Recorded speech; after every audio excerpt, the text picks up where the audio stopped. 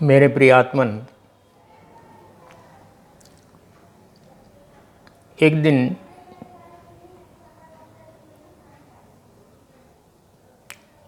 मैं प्रातःकाल लेट उठा कुछ और पत्नी चाय लेके आ गई अपने समय पर 6:30 बजे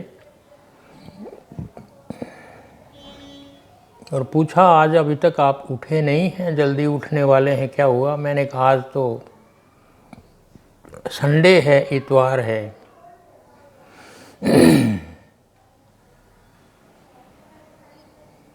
बस इतना कहना था और उनके मुंह से निकला, आपका संडे भी होता है, आपके सभी त्योहार भी होते हैं, छुट्टियां होती हैं उनमें,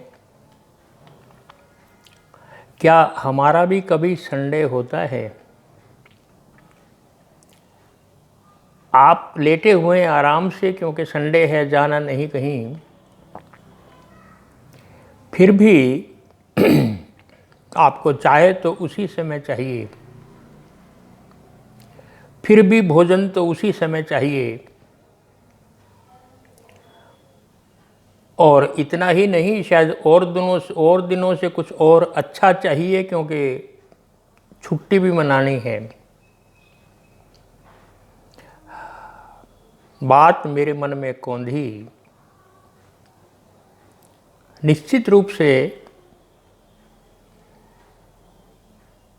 आदमी जो काम करते हैं बाहर, उनकी कभी कभी छुट्टी होती है, हर संडे की भी होती है, अब तो शनिवार की भी होती है, बहुत सारे त्योहार हैं उनकी भी छुट्टियां होती हैं। और वो पत्नी का प्रश्न कि हमारी भी कभी छुट्टी होती है क्या,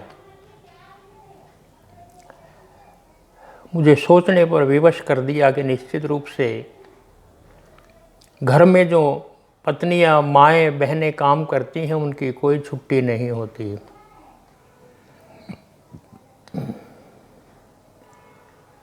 कहते हैं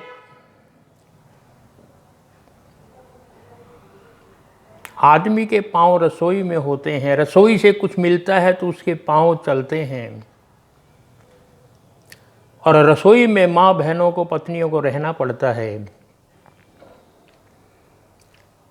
वो सबसे पहले उठती हैं और सबसे बाद में सोती हैं। सबसे पहले उठती हैं, औरों के लिए चाय बनाती हैं, नाश्ता बनाती हैं। पति को दफ्तर जाना है तो उसके लिए समय पर भोजन चाहिए, यहाँ खाने के लिए भी और फिर कार्यालय या कर्म क्षेत्र में ले जाने के लिए भी। इतना ही नहीं, बच्चों को स्कूल जाना है उनके लिए भी यहाँ पर भी कुछ चाहिए, और उसके बाद जब वो स्कूल में ले जाएं तो उनके लिए भी वो भी बनाना है। उससे पहले सभी बच्चों को उठाना है, तैयार करना है, शौच ले जाना है, स्नान करवाना है, कपड़े बदलने हैं, पहनाने हैं और छोड़ के आना है। इतना ध्यान रखती हैं कि एक दिन भी लेट नहीं होता। कभी ऐसा नहीं हुआ कि बच्चों को भोजन ना मिला हो। कभी ऐसा नहीं हुआ फिर पति की चिंता कि उसको भी समय पर ऑफिस जाना है, जाके फैक्ट्री जाना है, जहाँ भी जाना है उनके लिए भी भोजन उसी तरह का तैयार करके वो देती हैं।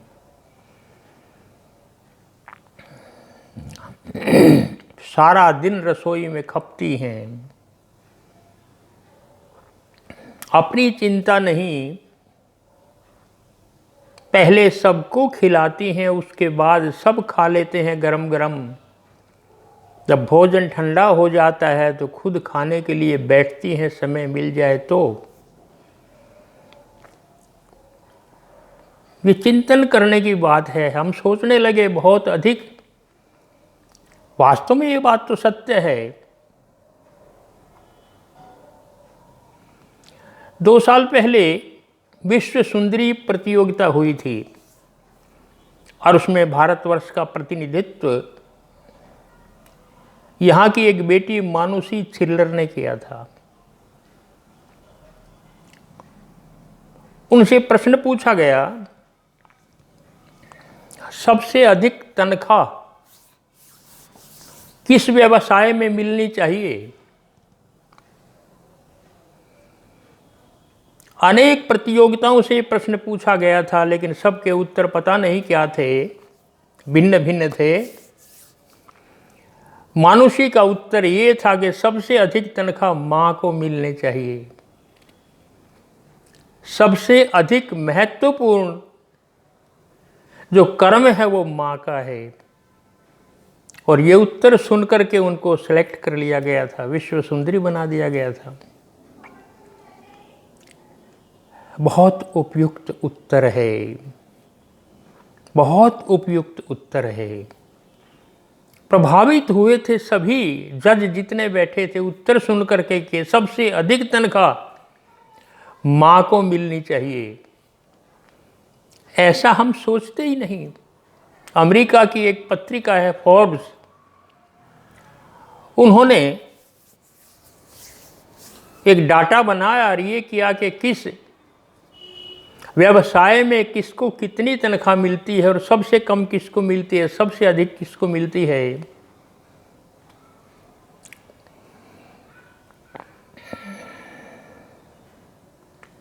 और उन्होंने पाया कि सबसे अधिक तिरस्कृत जो व्यवसाय है वो मां का है। मां कितने कार्य करती है, ये फोर्ब्स पत्रिका कह रही है अमेरिका की। फोर्ब्स पत्रिका कह रही है अमेरिका की, मां कितने काम करती है। वेबसाइट ने बहुत खोजबीन की, केवल भारत में नहीं अमेरिका में भी, विश्व के सारे देशों की स्थिति यह है कि सबसे अधिक उपेक्षित जैसे कहते हैं वो मां का काम है। और असली बात तो ये है कि मां के काम को कोई काम ही नहीं मानता, ना उसके लिए कोई ट्रेनिंग की आवश्यकता है। जो ही बच्ची पैदा हुई बस रसोई के साथ मां के साथ लग जाती है और सब कुछ सीख लेती है। उसकी ड्यूटी के कोई घंटे तय नहीं है जैसे आदमियों के हैं, इतने घंटे काम करना है। प्रातःकाल सबसे पहले उठना, सबसे बाद में सोना, सबको खिलाना फिर खाना, सबको सुलाना फिर सोना, सबको आराम देना फिर आराम करना। जरा सोच करके देखें। बच्चों का ख्याल, पति का ख्याल, घर में जो भी हों, बूढ़े माँ बाप हैं, सास ससुर हैं और हैं, उन सब का ख्याल, उन सब के लिए उन्हीं की रुचि का भोजन देना, उन्हीं के रुचि के कपड़े पहनाना। बच्चों को कौन से कपड़े पहनाने वो तैयार करना। जब स्कूल से आते हैं बच्चे फेंक देते हैं कपड़े उठा करके, फिर कौन से पहनाने वो माँ को पहनाना। बच्चों को पता नहीं कपड़े कहाँ हैं, बच्चों को तो छोड़िए, पति को पता नहीं मेरे कपड़े कहाँ रखे हैं। वो भी कहेगी ये निकाल दो जरा अलमारी में से, वो निकाल के देगी। शाम को भी वो कपड़े फेंक देंगे और फिर कहेगी मुझे पहनने के लिए कपड़े दो, और अगले दिन फिर मांगेंगे कपड़े दो। वो पत्नी ही फिर निकाल करके देगी कहाँ पैंट है, कहाँ शर्ट है, कौन सी मैचिंग है, जूते कहाँ हैं, चप्पल कहाँ है। इतना ध्यान एक एक घर परिवार में जो भी व्यक्ति है उनका इतना ध्यान रखती हैं और कोई सोच ही नहीं सकता। यदि कोई नौकरी करता हो तो इतना ध्यान कभी नहीं रख सकता, क्योंकि अपनापन है, प्रेम है, इसलिए सबका इतना ध्यान। और उसके बाद भी उसके काम को कोई काम नहीं समझा जाता। पति कमा कर लाता है या बेटा कमा कर लाता है, ला करके दे देता है या प्यास में रखता है, उसके कहते हैं कितनी तनख्वाह है कि इतने हजार या इतने लाख कमाता है। कोई सोचता नहीं माँ कितने कमाती है। फोर्ब्स पत्रिका ने यह आकलन किया कि जितने काम एक माँ या एक पत्नी करती है, यदि उस अलग अलग काम के लिए अलग अलग व्यवसायी, अलग अलग नौकर काम करने के लिए लगाए जाएं तो उसमें कम से कम तनख्वाह 1 करोड़ रुपए साल बनती है। 1 करोड़ रुपए साल, प्रत्येक माह की सैलरी इतनी बनती है। ये कम से कम आंका उन्होंने।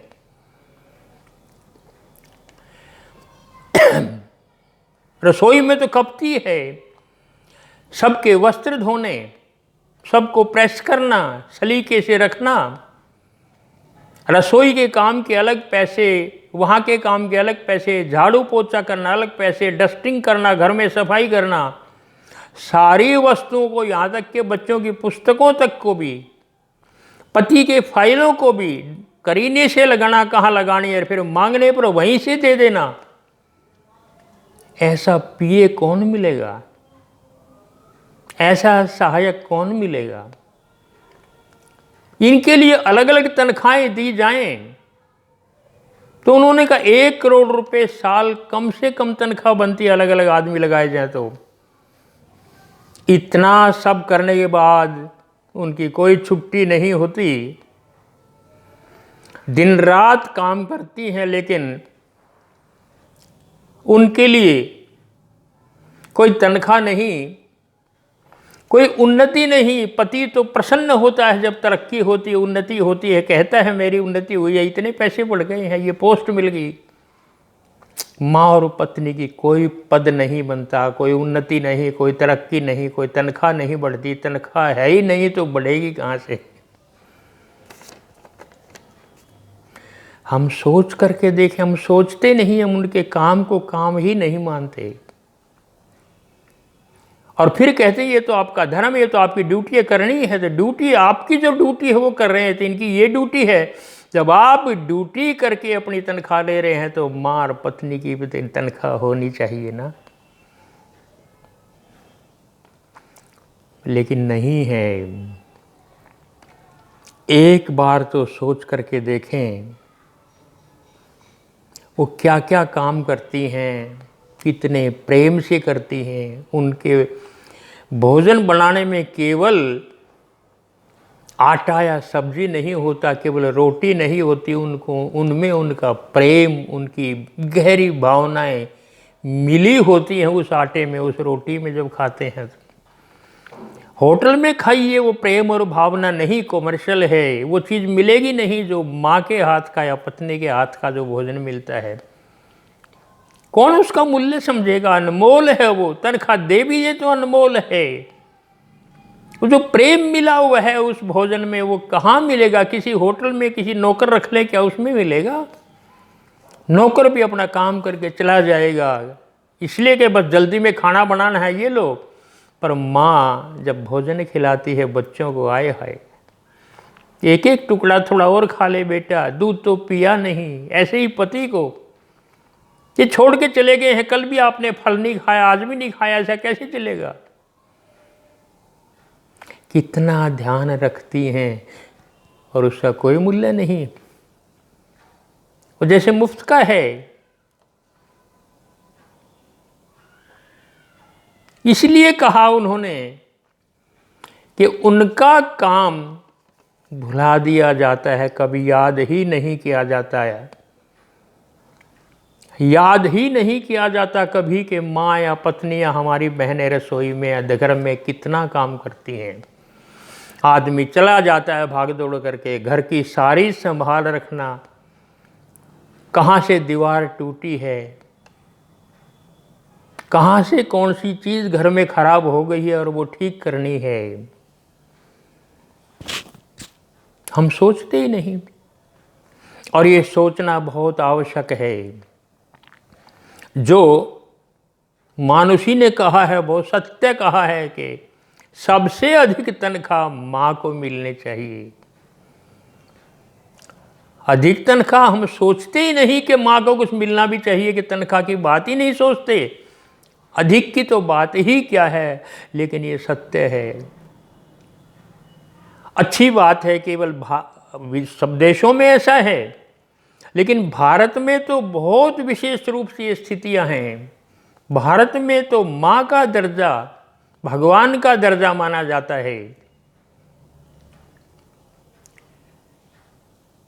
सबसे ऊंचा दर्जा। माँ का प्यार, माँ का त्याग, माँ की सेवा, कौन इसका मूल्य आंकेगा? ये प्रश्न कब उठने लगे? अब बहुत ज्यादा उठने लगे ये प्रश्न कि माँ को या पत्नी को कुछ मिलना चाहिए। कब? जब माँ ने पाल पोस करके बच्चों को बड़ा कर दिया, शादियां कर दी, बच्चे हो गए, उनकी पत्नी आ गई हैं और वो या तो विदेश में चले गए हैं या किसी यहाँ दूसरे शहर में चले गए हैं, और यदि उसी घर में भी हैं तो उन्हीं के बेटे अपनी पत्नी अपने बच्चों के साथ व्यस्त हैं। माँ बैठी प्रतीक्षा कर रही है कि बेटा शाम को ड्यूटी से लौटेगा तो मुझसे मिलके जाएगा, लौटा है कि नहीं लौटा, बार बार पूछती हैं आया कि नहीं आया बेटा। और बेटा आता है चुपचाप अपनी पत्नी के पास अपने बच्चों में चला जाता है, माँ को ये भी नहीं कहता माँ मैं आ गया हूँ। और माँ पूछती रहती है जब तक बेटा नहीं आए, ना वो भोजन करती है, ना वो सो पाती है, ना वो लेट पाती है, उसका ध्यान वहीं पड़ा रहता है। और इतना ही नहीं, फिर आर्थिक स्थिति तो असुरक्षित है ही माँ, और इसलिए अब हमें सोचने की आवश्यकता पड़ गई है। यदि कोई पैसा देता भी है तो माँ कहती है हमें क्या करना, मुझे क्या करना है बेटा, तो आपके पास होने चाहिए, मुझे कोई खर्चा थोड़ा ही करना है। और सब कुछ यहाँ पुरुषों के नाम, बेटों के नाम, पतियों के नाम, संपत्ति सारी, सब कुछ, धन दौलत, बैंक के अकाउंट सब उनके पास होते हैं। लेकिन अब सोचना पड़ रहा है, जब हम रोज अखबारों में खबरें पढ़ते हैं कि बेटे ने अपने माँ बाप को वृद्ध आश्रम में छोड़ दिया है, वो कभी देखने भी नहीं आता। परसों खबर थी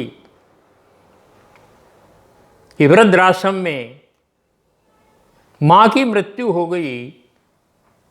वृद्धाश्रम वालों ने बेटे को टेलीफोन किया कि आपकी माँ का देहांत हो गया है, कृपया आकर ले जाइएगा। और कहते हैं बेटा चुपचाप आया और एक गुलदस्ता फूल का उसके पास रख करके चुपचाप चला गया, किसी से बोला नहीं। इतना ही नहीं, जब टेलीफोन करते हैं वृद्धाश्रम वाले तो वहाँ से टेलीफोन कर दिया जाता है मेरे पास समय नहीं है, मैं बहुत व्यस्त हूँ, इनका अंतिम संस्कार अपने हिसाब से कर दिया जाए। ये हम रोज पढ़ते हैं। कोर्टों में केस चल रहे हैं, माँ को पिता को निकाल दिया जाता है घर से, बूढ़े बूढ़ों को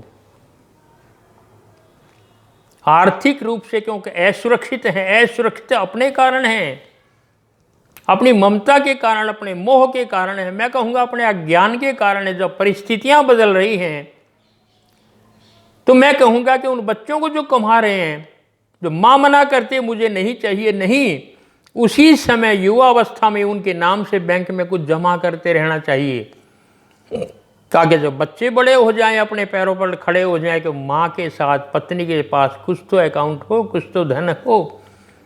अगर ऐसी परिस्थिति हो जाए जो आजकल समाचारों में सुन रहे हैं,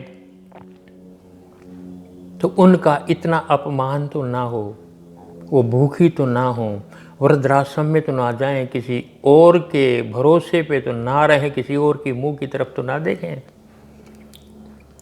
तो मैं कहूँगा इन महिलाओं को, पत्नी हो, बहन हो, माँ हो, अब ये सोच लेना चाहिए हमें कि हम भी अपनी आर्थिक सुरक्षा बहुत आवश्यक है। और ये सोचते हुए इनको अपनी सुरक्षा आर्थिक अवश्य कर लेनी चाहिए।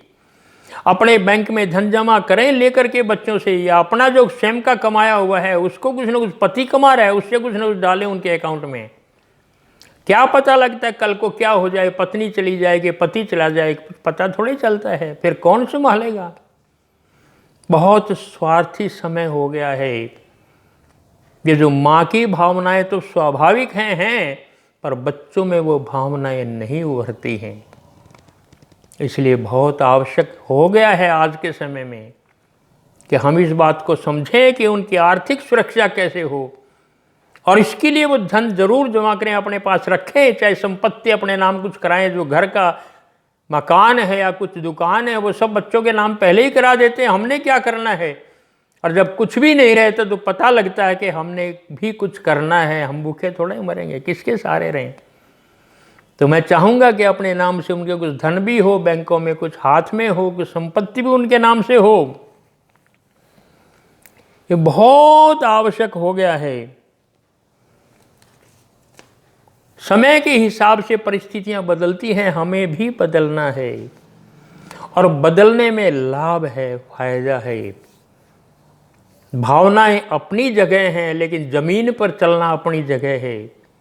प्रेम अपनी जगह है, लेकिन जो आवश्यकताएं हैं, जो जरूरत है परिस्थितियों के हिसाब से, केवल प्रेम से पेट नहीं भरता, केवल प्रेम से वस्त्र नहीं मिलते, केवल प्रेम से घर और बेड नहीं मिलते। वो धन से मिलते हैं, वो पैसे से मिलते हैं। परिवारवाद जो कभी था यहाँ पर, जो संबंध थे वो बिखर रहे हैं और इन बिखरते संबंधों में, बिखरते परिवारों में ये आवश्यक हो गया है कि हमारी माताएं, बहनें, हमारी पत्नियां सुरक्षित रहें, किसी और की ओर मुंह ना देखें। जिसने जीवन भर अपना त्याग, अपना बलिदान किया है बच्चों को बड़ा करने में, पालने में, या अपने पतियों की सेवा करने में, अब वो कम से कम इस बात को समझें कि मुझे भी कल के लिए सुरक्षित रहना आवश्यक है। करती रहे सेवाएं जो करनी है, पर पीछे कुछ उनके पास हो तो कम से कम ये भय तो नहीं रहेगा कि कल मेरा क्या होगा। ये रोज खबरें आ रही हैं, इनको देखते हुए बहुत आवश्यक हो गया है कि जब पत्नी ने पूछा था, आपकी तो छुट्टी होती है, हमारी छुट्टी का क्या, हमारी भी कभी छुट्टी होती है। और कोई छुट्टी नहीं होती, उनके पास कोई धन भी नहीं होता, कोई तनख्वाह नहीं, कोई पदोन्नति नहीं, कुछ भी तो नहीं। हमें उनकी सेवा का मूल्यांकन करना चाहिए और मूल्य केवल आदर के रूप में नहीं, आर्थिक रूप से भी कुछ उनको देना चाहिए ताकि उनका कल सुरक्षित रहे। मेरी आप सबसे अपील है और माँओं बहनों से भी, पत्नियों से भी अपील है कि वो इस बारे में गंभीरता से सोचें और अपनी सुरक्षा के लिए अवश्य कुछ ना कुछ रखें, संभाल करके धन। बाकी तो बच्चों का है, लेकिन जब तक जिए, जब तक शरीर है, जब तक प्राण है, तब तक तो सब कुछ चाहिए ना। इस रूप में हम सभी बहुत गंभीरता से सोचेंगे और जो आधी दुनिया है, वामांगी, उनके विषय में अच्छी ढंग से हम सोचेंगे और उनको आर्थिक कुछ ना कुछ मजबूती प्रदान करेंगे। ये बहुत आवश्यक हो गया है। वो सुरक्षित हैं तो हम सुरक्षित हैं, और वो असुरक्षित हैं तो हम भी नहीं रह सकते। जो कभी दुआएं देती थी, आशीर्वाद देते हुए थकती नहीं थी, ऐसा ना हो कि बुढ़ापे में जब दुखी हो तो उनके आशीर्वाद अपने वापिस ले लें। उनका दुष्प्रभाव हमारे ऊपर निश्चित रूप से होता है, भावनाओं का बहुत मूल्य है। ऐसा अवसर ना आए कभी, इसलिए हम उनको भी आर्थिक मजबूती दें, ऐसा हम गंभीरता से सोचेंगे। आज इतना ही। जय श्री राम।